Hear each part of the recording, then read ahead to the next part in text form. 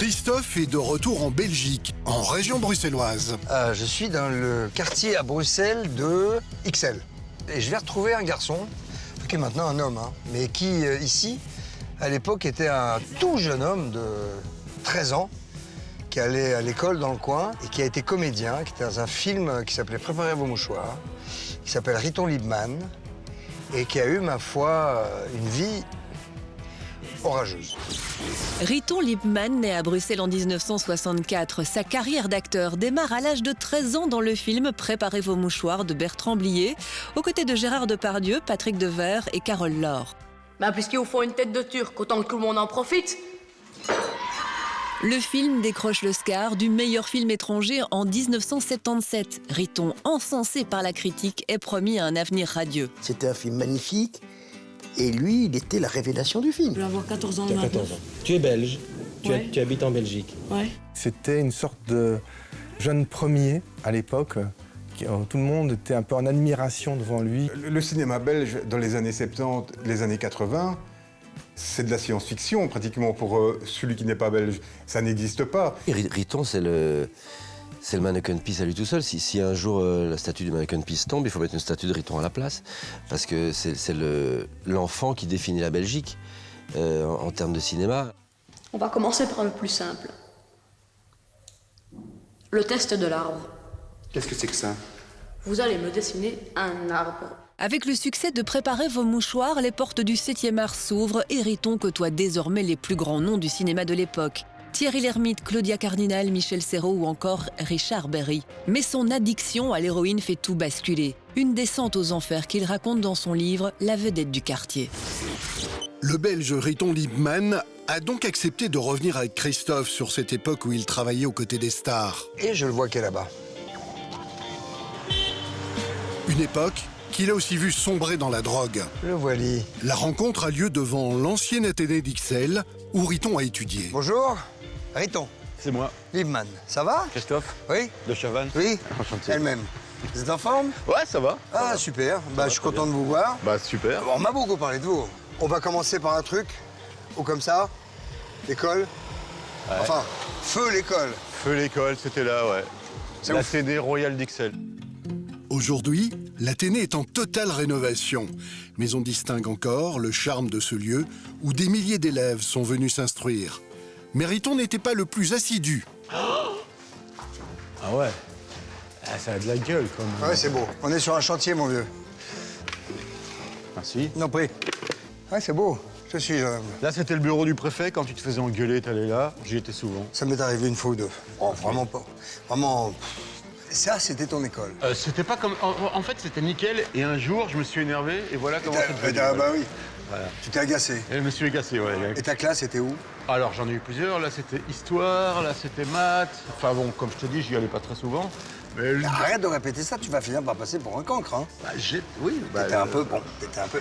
Mais néanmoins, c'est ici... Ah, c'est ici que...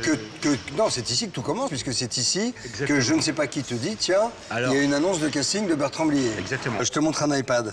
Ok, C'est le premier, hein, il y en aura toute une série. ok. Et Un jour de l'année 1977, une petite annonce paraît dans le journal Le Soir. Pour son prochain film, Bertrand Blier cherchait un petit garçon belge de 13 ans. Riton se rend au casting avec son ami David à l'hôtel Hilton de Bruxelles. Dans ma tête, c'était simplement pour rigoler, quoi. Je me suis dit, le Hilton a un grand machin, je vais aller piquer des fraises et des biscuits, on va bien rigoler. Il est venu seul au casting, sans ses parents. Et donc, Bertrand Blier aurait été notamment frappé par le culot qu'avait ce jeune adolescent qui venait comme ça, bravache. Je veux pas y aller. comment ça, tu veux pas y aller? C'est au-dessus de mes forces. Je pourrai jamais, je le sens. Il est sorti, ouais, je pense il sentait bien que ça s'était bien passé, quoi. Et puis bon, moi, ça a duré 2 minutes, lui, ça a duré une demi-heure, quoi. Et d'après ce qu'il a dit, hein, donc ce sont ses paroles, il a dit « Vous cherchez un garçon, c'est moi ». Puis ce qui était assez marrant, c'est que j'ai téléphoné à mon père pour dire « Ah papa, je vais tourner un film formidable. » Mon père, allez, dors bien, pauvre petit, il croit déjà qu'il va tourner un film, le pauvre, la déception va être énorme. Je crois que c'est ça qui a plu à Blier, c'est que le gamin, il était cash, quoi. Il avait rien à perdre. Et il avait la gouaille, la tchatch, mais avec sa petite pointe d'accent belge. Que Riton, il faisait très intellectuel. Qu'est-ce qui t'amuse, toi? Plein de trucs, les mathématiques, la macrophotographie, l'astrologie, les langues. T'es une grosse tête, alors.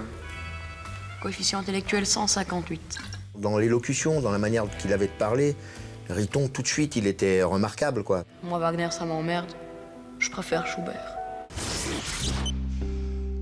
Ça doit te ramener quand même des gros souvenirs. Ah, c'est beau, c'est beau. Le reportage est mieux que le film, presque. Non, le film était bien. Il passe une annonce dans le journal pour trouver... Donc, Blier vient à Bruxelles, à l'hôtel Hilton, à côté d'ici, pour faire le casting. Donc vous partez quoi, une dizaine là-bas? Une dizaine, mon copain David, mon copain Nicolas, mon copain Thierry. On attend, il y avait plein de petits gamins bien habillés qui voulaient passer avec leurs parents, bien peignés pour passer le casting. Et nous, on s'en foutait complètement. Vous y allez comme ça, quoi. On y allait comme ça. Moi, je suis même pas monté tout de suite. Et c'est en repartant que je me dis, ah tiens, et si j'y allais finalement? J'ai dit, attendez, ouais. Je monte. Et là, je me suis retrouvé dans la chambre d'hôtel avec Blier, le producteur. Ils ont commencé à me poser des questions. Et comme je m'en foutais, ça a marché. Et après, il y a eu des essais. Après, Blier, il a fait... J'étais à Paris, ça s'est pas fait comme ça. J'ai fait des essais avec Depardieu au studio de Boulogne. Et t'étais stressé ou avec Depardieu? Depardieu, c'était un monument. Hein. Tu l'entendais arriver dans le couloir. Mais il était cool avec des... Ouais, il était cool. Enfin, il était cool avec... Oui, avec moi, ça s'est super bien passé. Bon, j'avais peur, il m'impressionnait. Parce que c'était Depardieu, que j'étais un petit groupe de 15 ans. Bah, il était cool. Il était cool. Pour ce premier rôle, Riton doit exister entre deux monstres sacrés et en plus, il doit assurer une scène sulfureuse face à une des actrices les plus en vue de l'époque. Il a 13 ans et se retrouve quand même au lit avec une monitrice qui doit avoir peut-être deux fois son âge. Et il y a cette scène quand même très sensuelle où il la chatouille pour qu'elle bouge ses jambes. Et, Pour des gamins comme moi, ce mec, c'est une légende, quoi. Se taper Carole Laure quand t'as 14 ans... Elle a enlevé sa chemise de nuit. Oh la vache. Elle était à poil alors? Oui. Complètement? Oui. Au nez à la barbe de Depardieu et de Var, c'est quand même terrible, quoi. Qu'est-ce que tu peux faire mieux après dans ta carrière d'acteur? Solange, je suis là. Sors-moi. Il se vantait toujours d'avoir refait 30 fois la scène avec Carole Laure pour pouvoir l'embrasser et voilà. Et c'est vrai que t'as voulu recommencer plusieurs fois la scène pour embrasser Carole Laure? C'est pas moi qui décide, mais c'est vrai qu'on l'a recommencé quelques fois. Ouais. Mais c'est pas moi qui disais on va la refaire. Et à 13 ans, te retrouver dans une scène intime, c'était un questionnement? J'étais amoureux. Mais pas de Carole Laure. Je flashais sur une figurante que j'avais vue, par exemple. Mais j'étais pas... Honnêtement, T'étais amoureux 13 ans, quoi. Oui. Voilà. Bon. Voilà. Et comment t'as vécu ce premier tournage? Le tournage en lui-même s'est super bien passé. Et effectivement, c'est après, quand je suis devenu la petite vedette du quartier, que c'est devenu un petit peu plus compliqué, que j'ai dû gérer une espèce de notoriété. T'as eu du mal? Bah, j'étais pas prêt. Et donc, alors, il y avait ici, et quand il n'y avait pas ici, il y avait en face. On était souvent au Café de l'Athénée. Ouais. On y va? On y va. C'est parti. Je te suis. Je ne sais pas où c'est. Alors, le sol était comme ça, pas droit. Non. C'était là, ils refont tout là, pour l'émission. Merci, ils ont tout refait pour l'émission.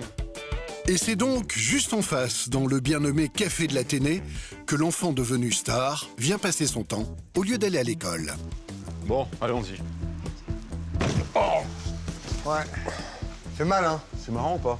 Hein? Qu'est-ce qu'on est me préviens pas, surtout. On est marrant. On est rigolo. On est très rigolo. Alors, l'école, le café beaucoup? Le café de l'école. Et combien d'heures par jour ici? Pas mal, beaucoup. Et tu reviens du film? Et t'as envie d'aller à l'école ou Bah non, justement, je pouvais plus, quoi. C'est-à-dire, après avoir... Déjà, j'étais un élève qui foutait pas grand-chose, ok. Et après le film, je n'arrivais carrément plus à écrire dans mes cahiers. Je commençais à sécher les cours de plus en plus. Ouais. Aller avec les mecs qui séchaient avec moi et commençaient légèrement à faire des conneries. Et à un moment, je me suis dit, bon, bah, je vais me casser, je vais aller à Paris pour faire comédien. Et quel âge? 14, 15? 15, ouais. C'est jeune? Ouais, c'est jeune, ouais. Les parents, ils te laissent partir? Bah, ça veut dire que c'est marrant parce que souvent on me pose cette question, mais comment tes parents t'ont laissé partir à Paris? J'ai pas dit comme ça. Ok. Alors, j'étais pas totalement idiot, Et j'avais rappelé Blier. Et c'est lui qui m'a dit, mais ouais, mais viens à Paris. Pour être vraiment comédien, faut venir à Paris. Mais après, Bertrand, il avait ses soucis à lui. Il allait pas s'occuper de moi à plein temps. C'était pas mon père. Donc ça a suivi son cours normalement. Et je me suis démerdé très et là, vite. tu t'es inscrit au conservatoire. Mes parents m'ont dit, OK, tu vas à Paris, mais tu fais le conservatoire ou la rue Blanche. Et je suis parti 2-3 mois pour préparer l'examen. Et en fait, je commençais à sortir, à rêvasser, à rien foutre, à traîner. Et ça a commencé ici, le rien foutre? Bon, le rien foutre, ouais, ça a commencé ici, ouais. Et les bêtises, un peu, je m'évade cérébralement, ici aussi? 2 rues plus loin. Ah oui. Et alors, pour l'anecdote, la rue où je me suis fait mon premier rail, elle est à côté d'ici, elle s'appelle la rue Sans Souci. Oui, en effet. J'avais un copain qui habitait rue Sans Souci, et c'est là qu'on s'est défoncé pour la première fois. Dans un instant, Riton emmène Christophe dans la boîte de nuit où il fréquentait les plus grandes stars des années 80. On était comme ça tous les deux, je me disais, mais c'est Prince, putain. Et là, j'avais réussi ma vie. Mais c'est aussi là qu'il s'est enfoncé un peu plus dans ses addictions. Je suis tombé dans le produit et j'ai accroché avec ce produit. Mais qui est un produit atroce, hein. Mais il s'en est sorti grâce à une méthode choc.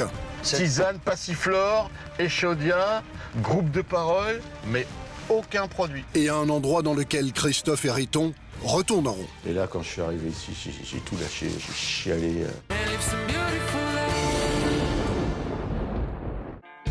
Christophe emmène Riton vers la boîte de nuit bruxelloise où il se brûle les ailes, happé par son addiction à l'héroïne. Pourtant, il avait tout pour réussir. Suite au succès de Préparer vos mouchoirs, Riton est propulsé dans la cour des grands. À 15 ans, il part sans ses parents tenter sa chance à Paris. En pleine ascension, il fréquente les stars de l'époque et partage l'affiche avec les acteurs les plus en vue. Ce serait bien si on pouvait faire une maquette avec toi à la place de T-Rock. Juste pour voir. Tout le monde ne parlait que de Riton. Et comment va Riton et qu'est-ce qu'il va faire et... D'ailleurs, moi, je suis devenue la mère de Riton. Il joue le rôle principal dans Imogène aux côtés de Jean Benguigui. Mais non, chef, il fallait tourner à Brézol. Mais non, c'est pas Brézol, c'est entre Boutilly-sur-Opton et Dalmarie, tu me fais tourner en bourrique à la... J'ai rencontré beaucoup de gens, mais comme Riton, il n'y en a pas beaucoup. Voilà. À la fois rebelle, poétique, il y a tout ça en lui. Riton partage l'écran avec des géants du cinéma comme Claudia Cardinal, Michel Serrault, Richard Berry ou encore Thierry Lhermitte dans Le mariage du siècle. Je savais que tu aurais besoin de moi. Quel enfoiré! Il dit c'est possible d'être un acteur en Belgique à une époque où personne n'y croit. Son parcours faisait rêver. Ah, t'es un petit malin, toi, hein? Ben moi, je pense à votre avenir, patron. Je pense au tien, là, d'avenir. Allez. Ça a changé sa vie et ça a aussi changé un peu notre regard sur lui, fatalement, parce que c'était notre frère, quoi, quand même.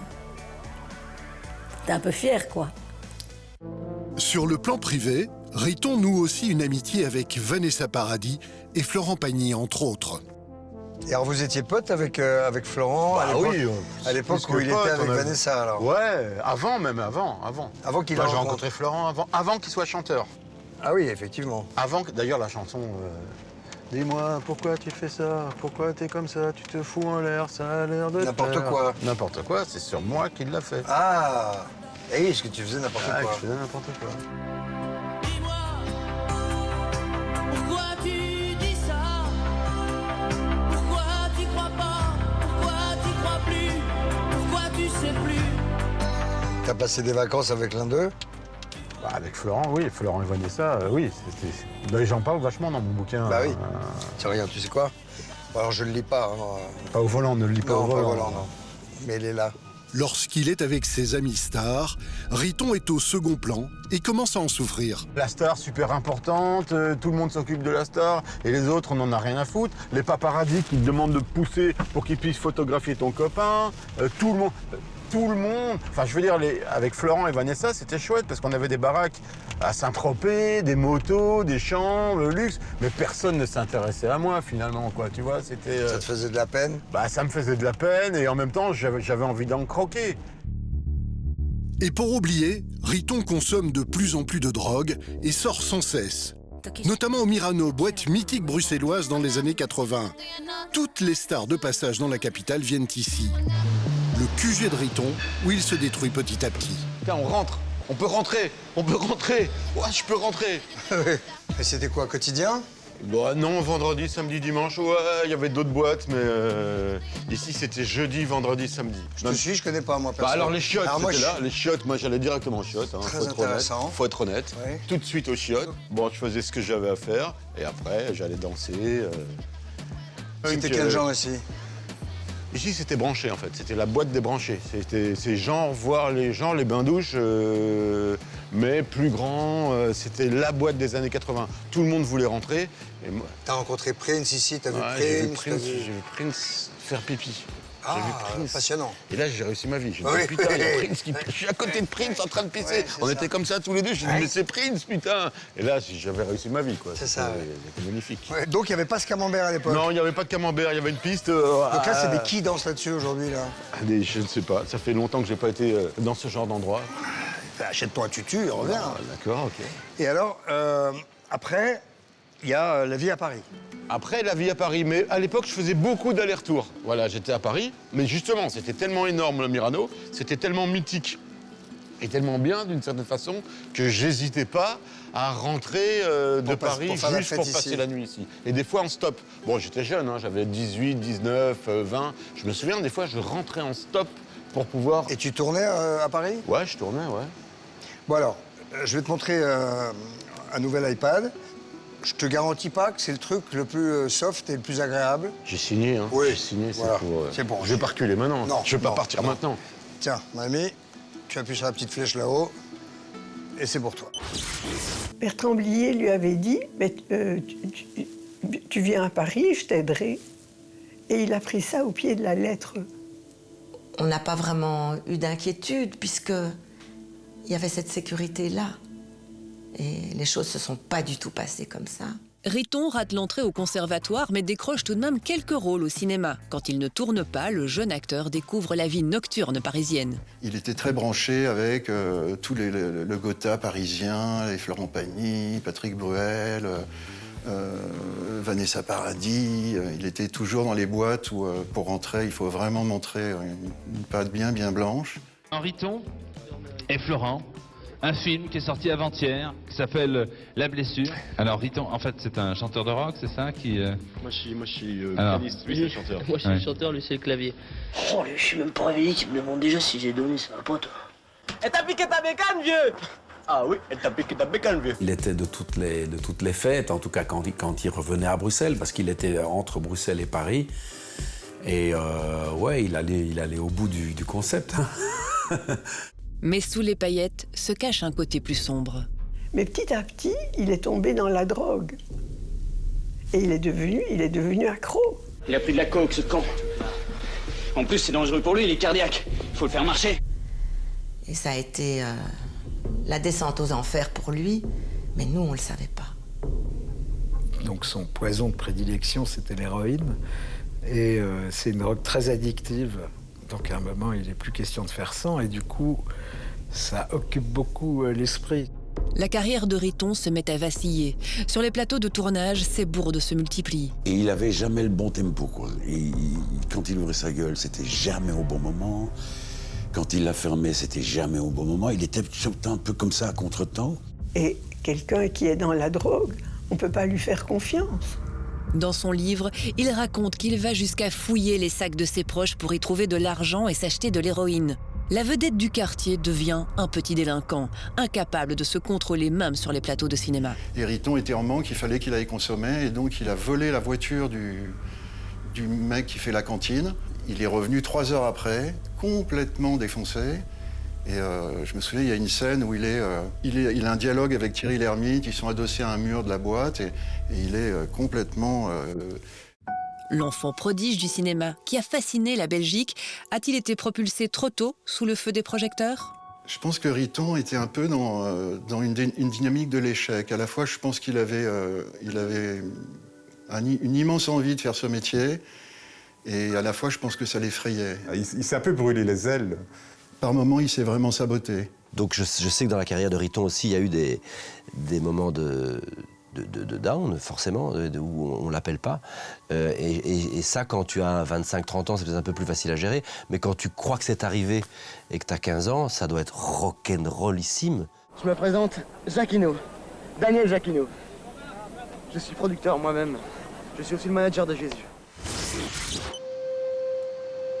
Bon. Bah salut. On va dire que la drogue n'est pas d'une grande efficacité pour dynamiser une carrière, en fait. Non, c'est pas terrible, non. C'est pas terrible, non. Et rien n'y fait, même les potes, enfin...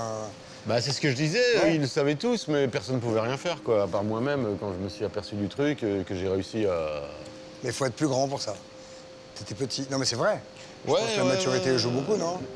Je sais pas quoi dire. C'est une question de... Je sais pas, à un moment j'en ai eu marre. Et quand j'en ai eu vraiment marre d'en avoir marre, j'ai trouvé les ressources pour faire autrement. Mais c'est pas de ma faute, c'est ce que j'ai appris. J'étais dépendant. Je suis tombé dans le produit et j'ai accroché avec ce produit. Mais qui est un produit atroce, hein. Qui est un produit atroce. Au bout de 2 fois, 3 fois, je crois que voilà, l'histoire est en marche.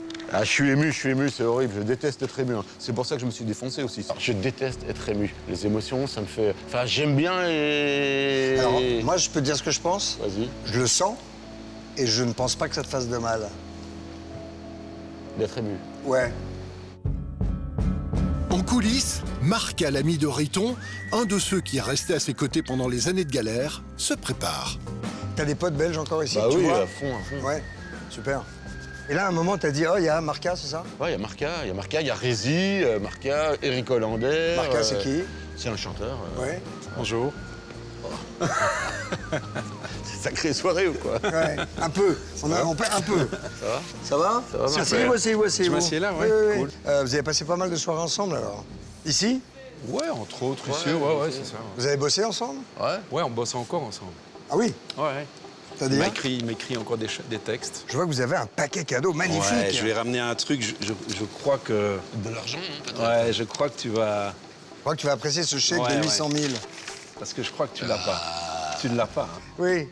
Explique ce que c'est. Bah, c'est un rap que j'avais écrit à l'époque qui s'appelait En route pour le commissariat. En 1, je n'avais pas mes papiers. En 2, j'essaye de baratiner. En 3, le baratin marche pas. En 4, en route pour le commissariat. Pas mal. Pas mal. Ça a marché? On en a... Je sais même pas s'il a été dans les bacs. En route pour le commissariat. Complètement dépendant à l'héroïne, il est au fond du trou. Ça a duré 15 ans, en fait. 15 ans. 15 ans de... La descente est terrible et Riton perd la confiance de tout son entourage. Plus personne n'ose miser sur lui. Il prend alors une décision radicale. Ah, nous y voici. Voilà. Et nous y voilà, même. C'est là que je suis arrivé un beau matin. C'est un matin? Ouais, 11h, j'avais pris le train à 8h du mat et voilà, je suis arrivé avec rien, un sac, encore un peu défoncé. Et j'ai débarqué ici. Ici, c'est à Soissons, au nord de Paris, un centre de désintoxication créé par Kate Berry, la fille de Jane Birkin, aujourd'hui décédée.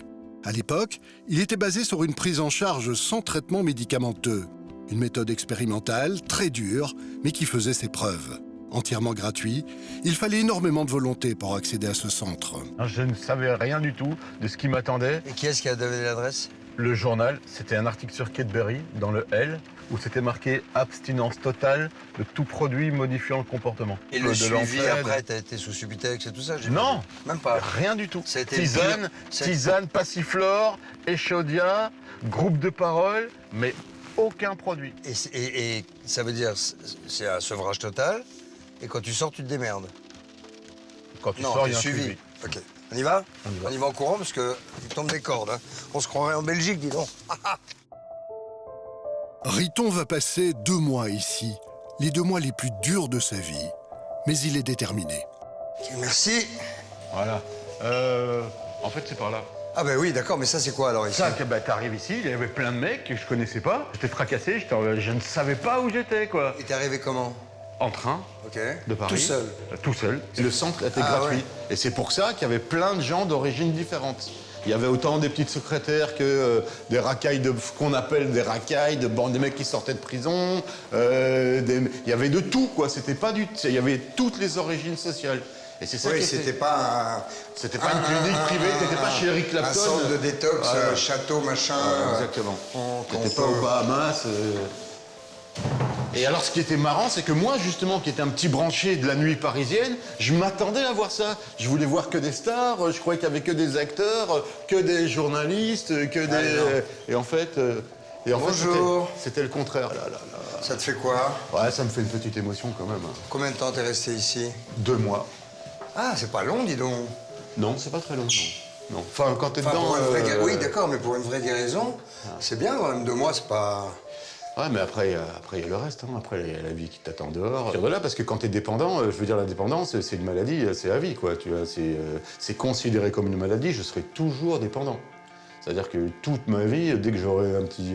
Est-ce que t'avais que celle-là? L'alcool, par exemple? Si, bien sûr, évidemment. Toutes les plus grosses conneries de ma vie, je les ai faites parce que j'étais bourré, parce que quand j'avais pas mon produit, je recherchais à être dans le même état, mais avec l'alcool. Et là, j'étais pire que tout, quoi. J'étais le casse-couille par excellence, quoi. Ouais, donc aujourd'hui, ça veut dire que t'es abstinent complet, sobre au total. Ouais. Sentiment de souvenir de confort ou d'inconfort ou de... il fallait que ça se passe? Je suis content que ça soit passé, c'est génial. Je serai toujours ému quand je viens ici parce que quelque part ça a été un tournant dans ma vie. Ça se voit un petit peu quand même. Que je suis ému? Oui. Ah merde, je sais. C'est normal. Non, pourquoi? Tu n'es pas une pierre. Et tu me montres ta chambre? Alors voilà. Donc je suis arrivé encore en manque, hein, tout tremblant. Ils m'ont montré... Ah, t'étais pas... Ah non, je me suis fait mon dernier rail dans le train avant de venir. Ouais. D'héroïne. D'héros, ouais. Pas grand-chose, hein, parce que mon dealer était vraiment radin.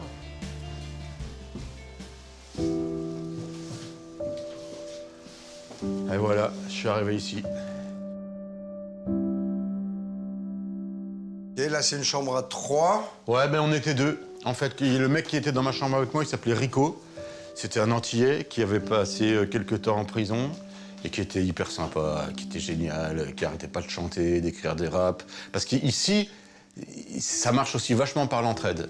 Les mecs, quand t'arrives ici, je sais pas pourquoi, mais dans la dépendance, quand t'arrêtes, les mecs qui t'entourent, t'es pas tout seul. Aucun. Personne n'est tout seul. Personne n'est tout seul. Et personne ne s'isole. C'était interdit de s'isoler, justement. L'isolement était un truc très, très dangereux. Jamais seul, jamais partir tout seul. J'étais content d'être là. Et en même temps, j'avais qu'une envie, c'était de me casser pour me redéfoncer. J'ai pas dormi pendant 3 semaines. Hein. D'ailleurs, je restais pas dans ma chambre. J'allais dormir en bas, dans le fauteuil. Tu pleurais? J'ai chialé, ouais. Oui, j'ai chialé comme pleure beaucoup. J'ai chialé quand je suis arrivé ici. Quand je suis arrivé ici, j'ai posé mes affaires. Le mec qui m'a accueilli, il s'appelait Rico, il m'a laissé 2 secondes tout seul. Et là, quand je suis arrivé ici, j'ai tout lâché, j'ai chialé. Mais on pleure aussi parce qu'on se rend compte qu'on perd un compagnon. Parce que cette saloperie, il devient un compagnon de vie, non? En vrai. Bah, j'avais lâché, j'étais au bout du rouleau, quoi. Je pouvais plus. Mes copains me disaient arrête, arrête, arrête, et j'arrivais pas à arrêter, quoi. Tout le monde voulait que j'arrête, de ma copine à ma mère, évidemment, n'en parlons pas. Et au bout de combien de jours, c'était supportable? Quelques jours, quand même. Ouais, 21 jours.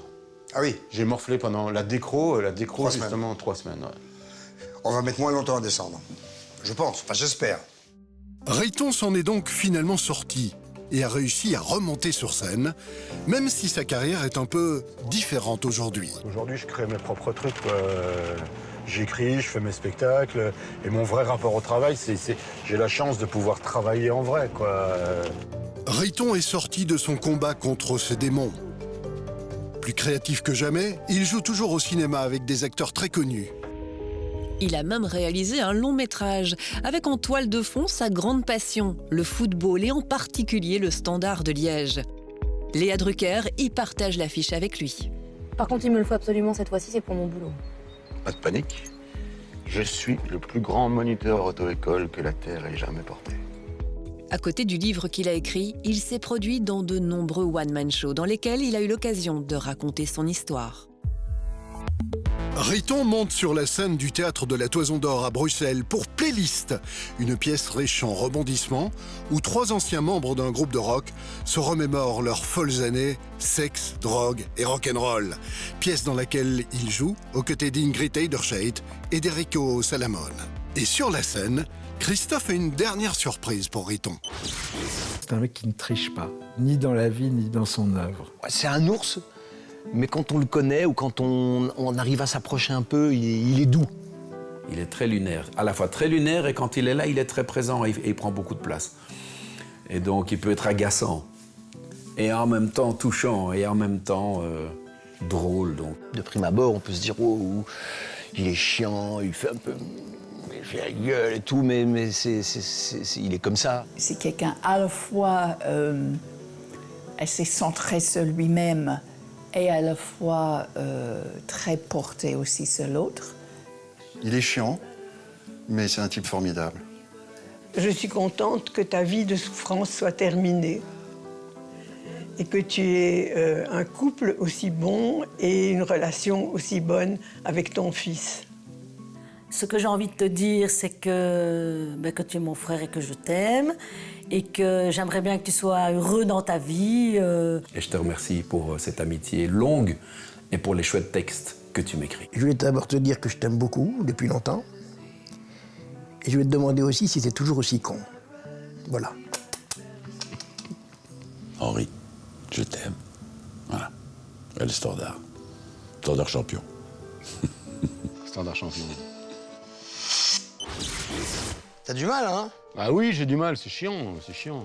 Mais t'as du mal à entendre des gens te le dire, visiblement. Ah, j'aime pas. Mais c'est con. Ah, j'aime pas. Alors, au début, bon, c'est sûr, moi, je ferai jamais un truc comme ça sur moi, parce que tout le monde dit la même chose. Hein.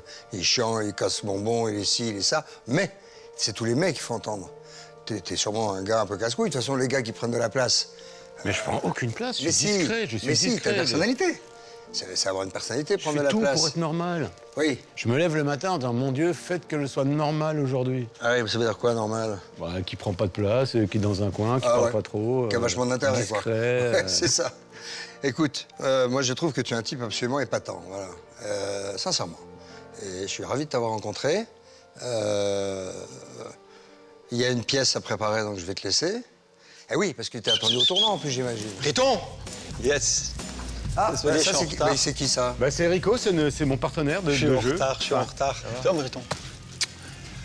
Ça va? Ouais, ça va. Bon, bah écoutez, il vient d'entendre plein de gens qui lui disent « je t'aime ». Donc bon, je vais pas te dire « je t'aime », mais je t'aime beaucoup. Bah moi c'est Christophe. Voilà. Je t'aime, Christophe. Eh ben, porte-toi bien, sois heureux, accepte un peu les compliments et accepte surtout d'être aimé, parce que tu vaux le coup. C'est ça, surtout. Bah, Liebman, mon nom, c'est Liebman, ça veut dire homme d'amour. Donc, je vais vous laisser travailler et je vous salue. Je vous souhaite une excellente soirée et je vous dis à bientôt pour d'autres orages de la vie. Salut. Salut, Christophe. Ciao. Bon, on attend Myriam. Je vais boire un café, quand même. Je vais boire un petit café. On se fait pas une unité. OK. Mais attends, Riton. Je vais boire un café, j'en peux plus, là, j'en peux plus, là. Moi, je suis sympa, je suis pas sympa, je suis génial. Je suis dans ma loge.